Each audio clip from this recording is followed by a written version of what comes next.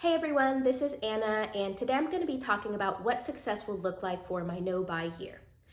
And I would say, like, a very easy, clear cut, what success would look like is I don't buy anything in the categories that I listed in my first video, right? Like, I don't buy any clothes at all.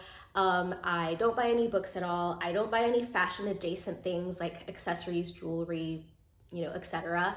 And I don't buy any housewares or things for the house, basically, that I, think we need that we don't really need. But I do think it might be challenging to actually achieve that goal. I think there could be some like grayness in the last part about like the housewares and the gadgets and stuff, because I'm not the only one who brings that stuff into the household, or that like wants to bring it into the household. And so there are some situations where like, my husband is like, hey, like I want to go buy organizing supplies at IKEA, or like, hey, I want to go to Costco and look for their, I don't know, like things for the house. And so I go with him and he has a vision for what he wants to buy. And he asks me like, hey, what do you think about this? Like, do you think we should buy this? Or like, how do you think this would work in the household? And obviously I participate in that conversation. And I think it could be tricky if, he is the one that has the idea to bring something into the house because it's a need he has identified. But I kind of like, I'm like, yes, we do need the thing. And like, yes, it would be awesome for the house. Like, is that me kind of breaking the no buy for the houseware stuff? I'm not really sure. And I think where I'm just gonna define it, like, it could be right, it could be wrong, but like, this is where I'm gonna define it is, as long as I am not the person kind of coming up with the idea of like, hey, we need this thing, let's bring it into the household, and I'm the one convincing my husband, then I think I will have been successful. My husband is not participating in this no buy, and in fact, he's in a place where he really wants to buy things and bring things into the household to make it more personalized, more stylized, and just more comfortable for him.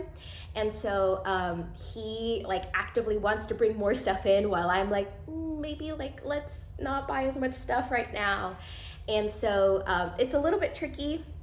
But where I think, like I said, like I just need to draw the line is as long as I'm not the one, going to Costco, going to whatever random store I'm at and like taking pictures of all of this stuff and being like, hey, do we need this thing? Like, wouldn't it be awesome if we buy this thing? Because that's usually what I'm doing, right? Like I'm at the stores and I'm like looking for deals, and I'm the one kind of pointing out to my husband, hey, this would be awesome if we buy it. And like I'm the one convincing him most of the time.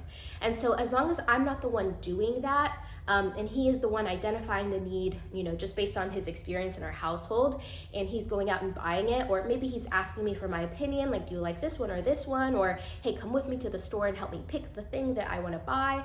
I still think that I will have been successful in the no buy. I think it's harder because part of what I'm trying to do is take away that like thrill of the shop. I'm trying to take away the control that like shopping for things has on me, and like having shopping as a source of dopamine and like excitement in my life, right? So it's harder to accomplish that when the rest of your household is not on the same page.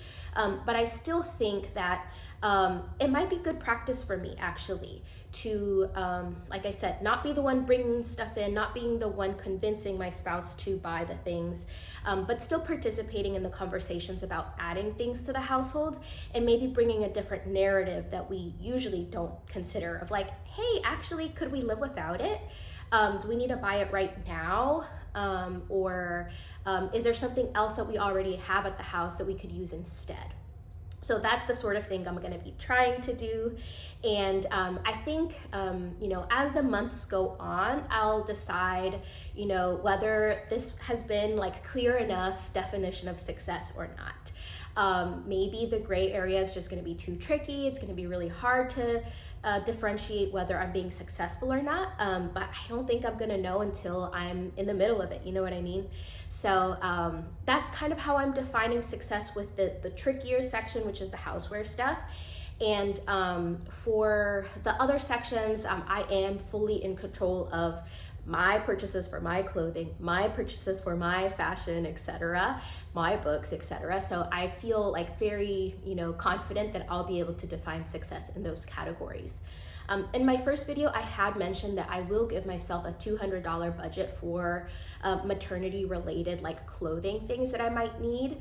And so far, I mean, it's only been a week, but I have been, doing well. Like, I don't feel like a need to go out and buy things. So I'm confident that I can hopefully not buy anything if I don't absolutely need it. And if I do need to buy things, that I can definitely stick with my $200 budget.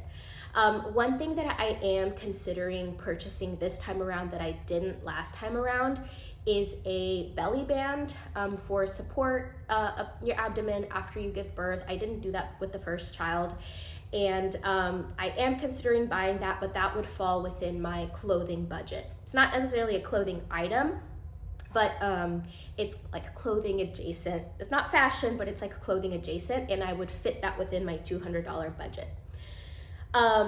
So those are my definitions for success. As we check back in throughout the year, I'll let you know if my gray area and my definition is working for me, or whether I'm having a really hard time determining whether I'm being successful or not. So wish me luck.